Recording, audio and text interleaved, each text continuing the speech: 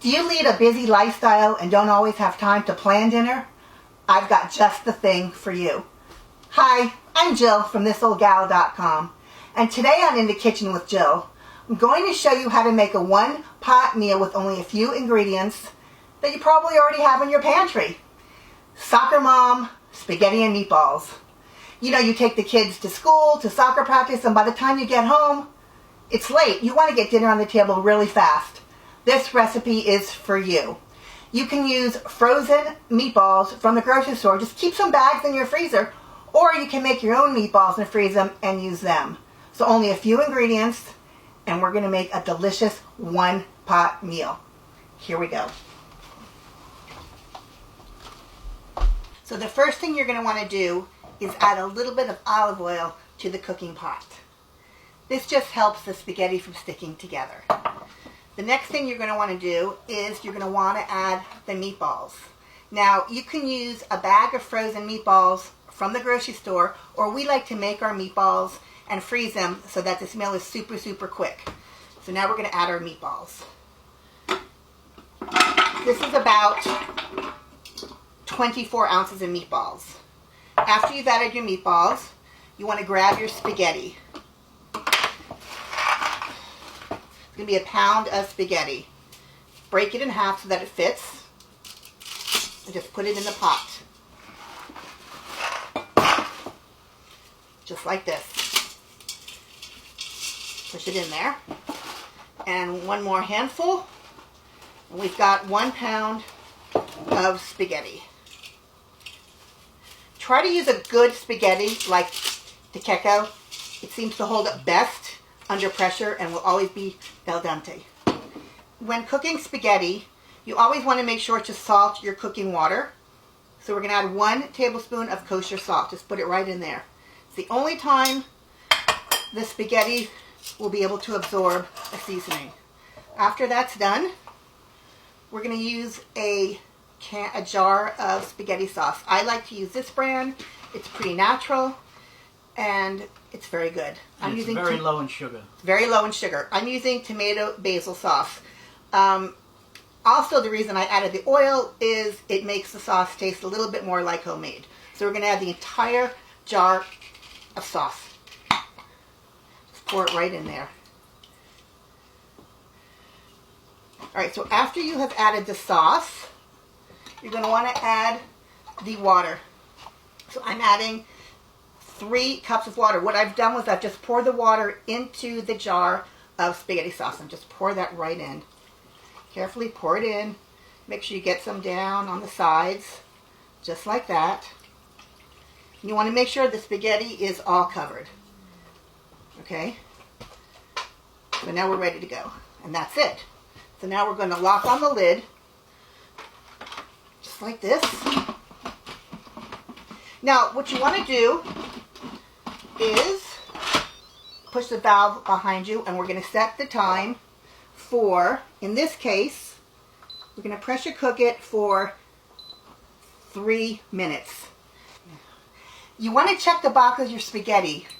Look at the least cook time, cut it in half, and then subtract 2 minutes. This will make sure your spaghetti is al dente, because then we're going to do a little bit of a natural pressure release so that things don't come flying out of the valve.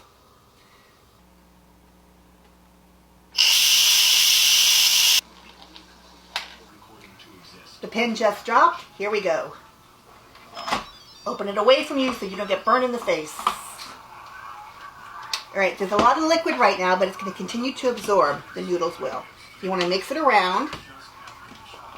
It looks perfect. Everything will be nicely cooked. Perfectly cooked. How do you like that?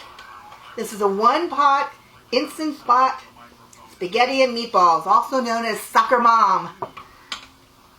Because you can go pick up your kids at soccer, come home, and have a nice spaghetti dinner.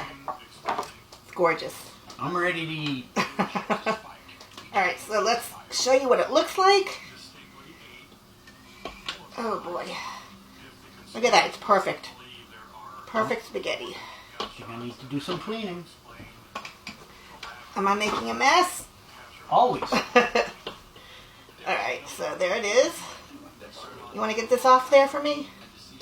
Thank you. Alright, so then can you wipe my finger too? Look. Alright, so see how that looks? Terrific. Take some cheese if you want.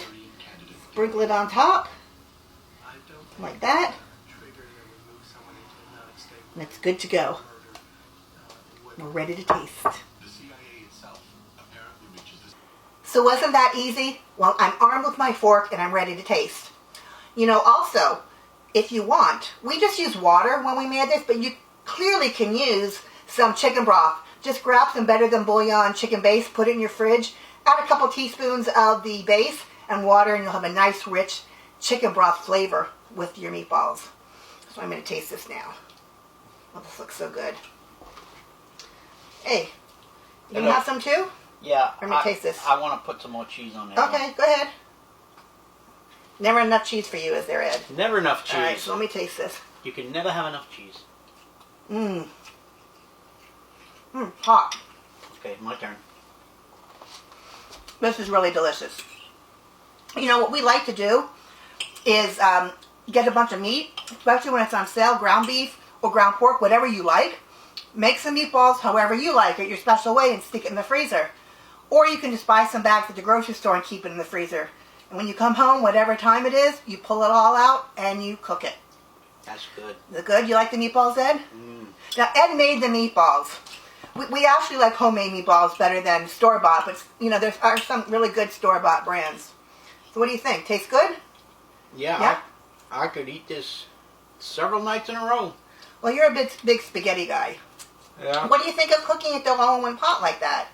With the meatballs and everything. The meatballs are perfectly cooked and they're nice and light. Yeah, and it makes a lot easier cleanup too. Yeah, and you notice that the spaghetti is nice and single pieces. Now, sometimes spaghetti will clump when you're doing it in one pot. Don't freak out about it. Mix it in. You know, just mix it in and or pull it apart with your fork or with a spaghetti puller outer thingy. Just what that's called. But this is so simple, seriously. And you know, you don't have to be a soccer mom to make this. You know, you could be working long hours, or you know what, you just like it. So. Anyway, thank you so much for joining us today on In the Kitchen with Jill. Make sure to follow me on Facebook, and don't forget to push that subscribe button. Give us a thumbs up below, a like, a thumbs up, whatever channel you're on.